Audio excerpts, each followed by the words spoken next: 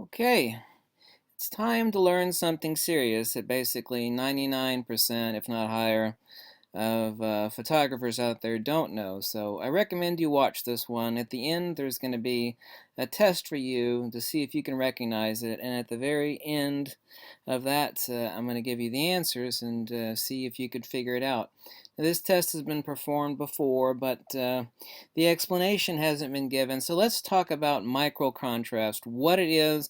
We're going to be talking about that in relationship to sharpness, and I promise you this video is going to be worth it, so just bear with me, okay? I'll try not to repeat myself too much. So let's first define contrast, and let's start talking about micro contrast. Then we're going to talk about two different attributes of depth within the picture as it relates to the lenses. All things being equal and irrelevant on the side of the camera, which they never are, we're going to eliminate the sensor side of the camera, whether that be a Canon or a Nikon, whatever.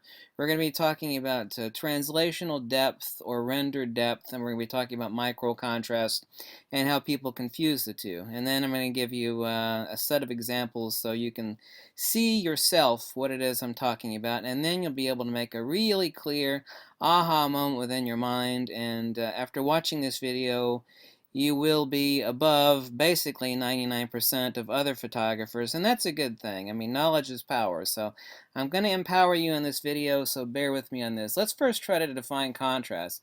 I mean, contrast itself, by mere definition, is a state of something being strikingly different from something else. I mean, a juxtaposition. But when we're talking about tonal gradations, speaking irrelevant of color, just actual tonal gradation, not the contrast, but the differentiation. You know, the gradation is denotatively contrast. But what level of contrast are we talking about? I mean, here we're obviously looking at various stops of power and gradation. But I mean, as a photographer, what you're wanting is I can say that two lenses are equally sharp. One spits out a contrast zone of 1 to 8, and you know, an expensive Nikkor, an expensive Zeiss lens will spit out the same 8 stops of 1 through 8. But you know, that isn't the point. Now, how each one renders depth, whether it's translational, i.e. perceptual, and I'm going to talk about that in a second, and or rendered depth due to low element count, or like a high element count, or a crappy lens, or a crappy zoom lens, or super zoom lens. You know, the photographer, the skilled photographer, is trying to get perceptual depth, wherein he doesn't want, you know, 1 through 8, but he actually wants 1.1, 1.2, 1.3, 2.1, 2.3, 5.1, so on and so on and so forth. I mean, this is what you're wanting, but this is the huge misnomer in comprehending what is micro contrast. I mean, we have, you know, in a loose sense, define contrast, but contrast doesn't necessarily obviously mean something is sharp. I mean, this is a high contrast picture, and if you squint your eyes, you're going to think it is an incredibly sharp picture, but it's not. It's a low resolution image of a zebra. I mean, obviously, this is a high contrast image and a low resolution and a low quality image, but I mean, what is it that we're talking about? Merely increasing the apparent IQ by increasing contrast in post doesn't mean that you've actually increased the image picture. You mean you've lost the tonal gradation here. I mean, an actual zebra has definite tonal gradations between black and white, and you know, there's fall off there. This is both low resolution and a crummy image. Mere contrast is meaningless. I mean, black against white or black against a white background is high contrast and is perceptually so, merely perceptually, a sharp image. But I mean, this is not what we're going for. We're looking for micro contrast, and we know right now, obviously, that we're not looking for a lens to capture 1 through 8, but 1.2, 1.3, 1.4, so on and so forth. Capture those tonal gradations. We're going to do the test here in a second, but let's take a look at this black and white image that's been converted. You can actually see two things in this, okay? Now, we're going to be talking about two things right now as far as depth goes.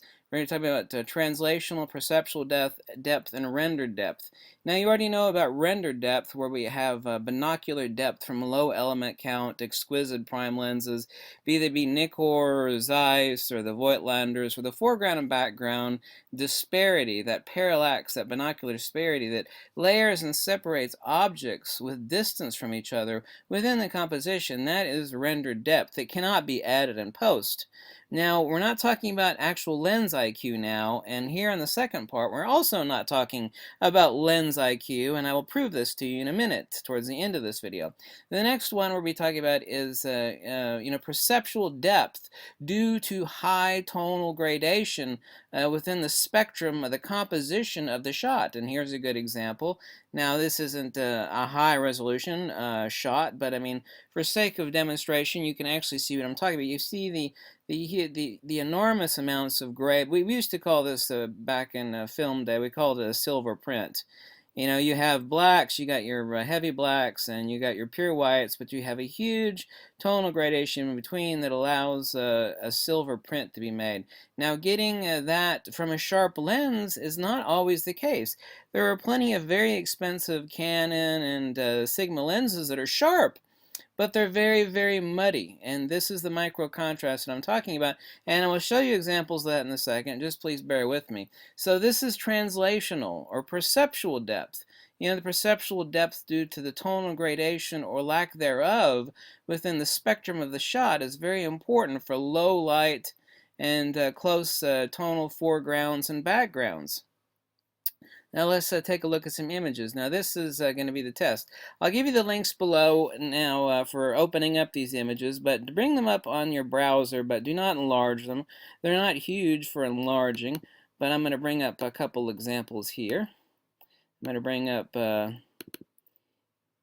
one is taken with the Zeiss lens, and the other one is taken with a Canon lens.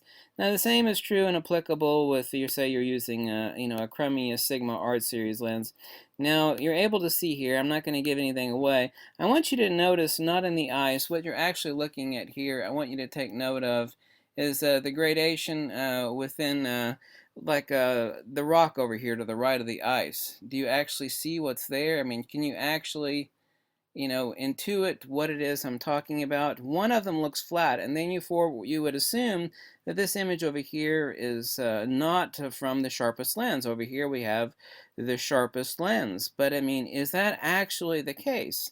We're talking about not lens IQ, but we're actually talking about perceptual depth.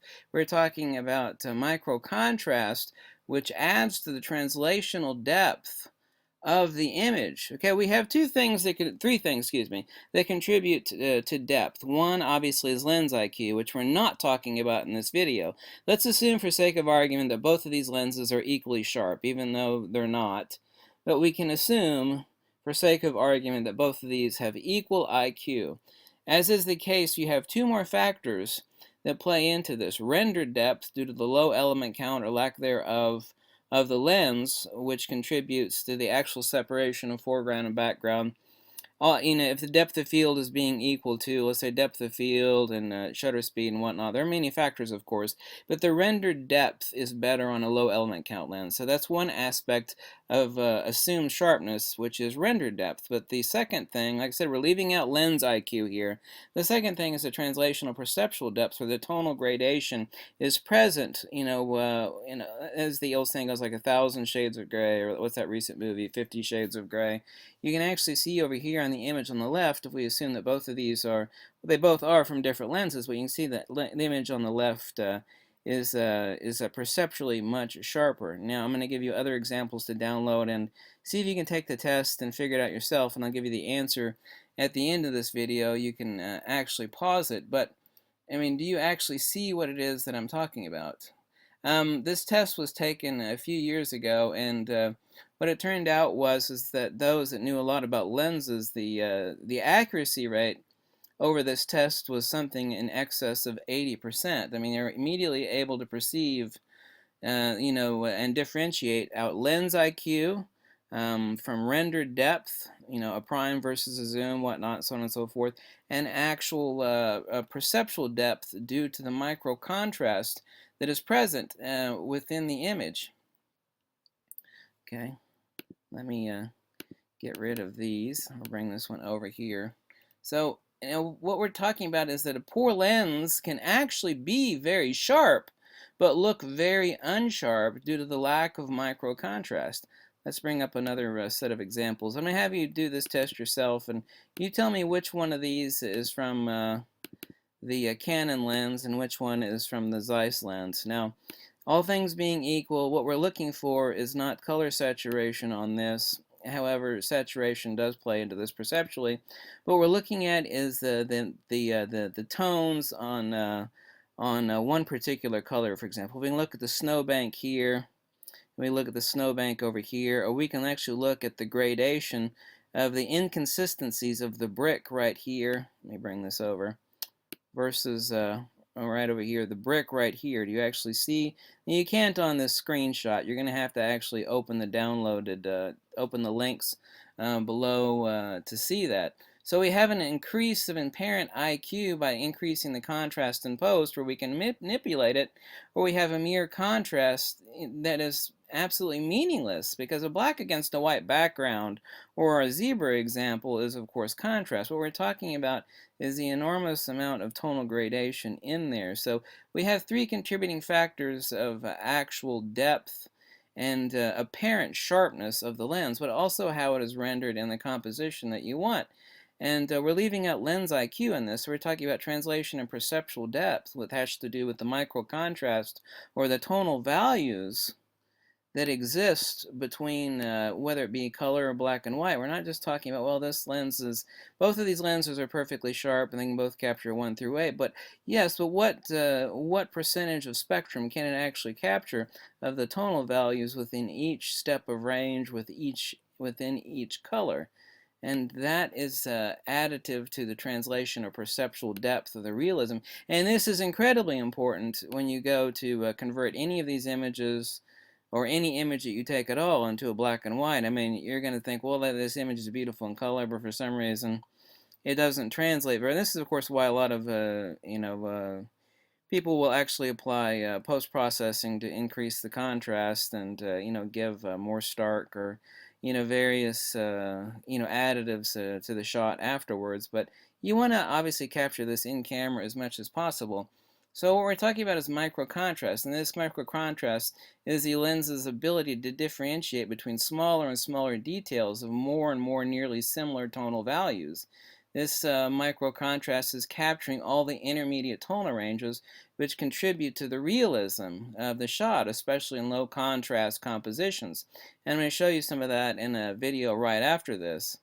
For example, like a pile of wood and whatnot. I mentioned that to you before. People wanted examples of that. And this is where I would like you to, here in the next second, to pause the video and download the links. And you make the decision, which is the Zeiss lens and which is the Canon lens. And we're not talking about apparent sharpness. You're going to think, well, this lens over here, this shot over here is sharper than this one. But that's not the case. They're both exactly as sharp. Well, no, this one looks sharper over here. There's more detail. Well, there's not more detail. There is a more micro contrast present within this image that has been captured and rendered to the sensor and processed by the AD converters and dropped to your SD card or compact flash card. Both of these lenses, all things being equal, are equally sharp, but there's a tonal range that is captured over here that adds to the perceptual apparent depth of the composition, the shot that's created, that gives you the impression that this is a sharper lens when it in fact is not.